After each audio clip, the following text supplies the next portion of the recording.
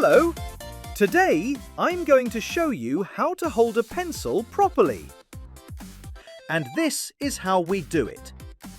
Firstly, listen to my rhyme and copy the hand. Point away the pencil. Pinch it near the tip. Lift it off the table. Spin it round and grip. Let's watch it again. Point away the pencil. Pinch it near the tip. Lift it off the table. Spin it round and grip. Let's do it again, but this time all in one go. Point away the pencil. Pinch it near the tip. Lift it off the table. Spin it round and grip.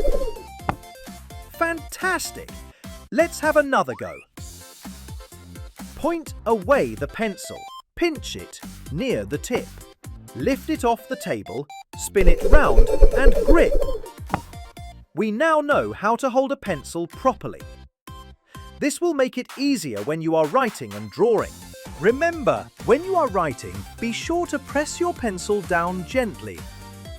Not too hard. Not too soft. That's just right. Always warm up your fingers before you start to write. That way, your hand feels comfortable and ready to go. Point away the pencil, pinch it near the tip, lift it off the table, spin it round and grip.